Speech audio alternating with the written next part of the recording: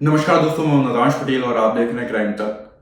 अपने PUBG partner को पाने के लिए अवैध तरीके से पाकिस्तान से भारत आई सीमा हैदर लगातार सुर्खियां बटोर रही है। ऐसे में तमाम सुरक्षा एजेंसियां हैं, चाहे वो इंटेलिजेंस ब्यूरो हो या फिर एटीएस हो, उनको कहीं ना कहीं ये शक है कि कहीं सीमा लव के बहाने कोई जासूसी तो नहीं कर रही। और इसी के चलते बकायदा सोमवार और मंगलवार को उससे पूछताछ भी की गई और इस पूछताछ में कई अहम बातें हमारे सामने आई।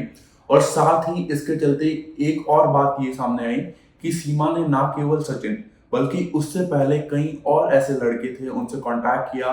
बकायदा उसने उसको फ्रेंड रिक्वेस्ट भी भेजी थी और उसके जरिए कहीं ना कहीं उसमें जो भारतीय सेना के जवान हैं वो भी शामिल थे।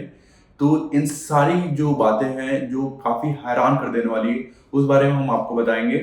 तो जाहिर है कि इससे पहले जो यूपीएसटीएफ ने सीमा के पास से 2 वीडियो कैसेट, 4 मोबाइल फोन और एक सिम कार्ड और साथ ही एक टूटा हुआ फोन था उसको बरामद किया है। और इसके साथ ही आपने देखा होगा कि जैसे ही सीमा यहाँ ग्रेटर नोएडा में पहुंचती है, उसके बाद जो उसके जो बच्चे थे उसका कहीं ना कहीं उसने आधार कार्ड बनवा लिया, ताकि ये प्रूफ हो जाए कि वो सिटीजनशिप यहाँ पे लेना चाहती है या फिर वो यहीं रहना चाहती है।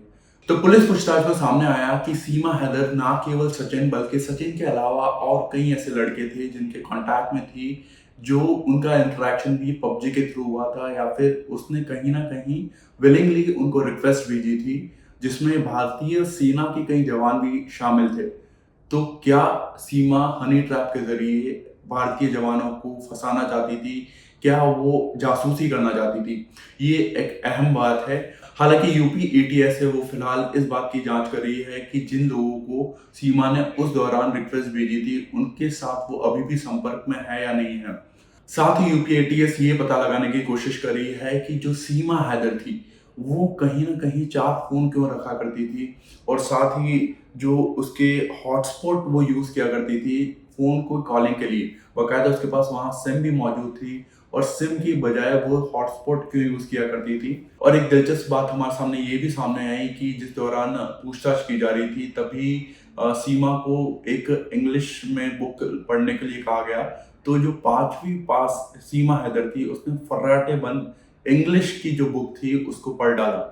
तो कहीं ना कहीं ये भी एक शक पैदा करता है कि क्या सीमा हैदर एक प्यार के बहाने कुछ और ही साजिश रच रही है। इस केस से जुड़े और भी तमाम अपडेट्स के लिए देखते रहिए क्राइम तक। धन्यवाद।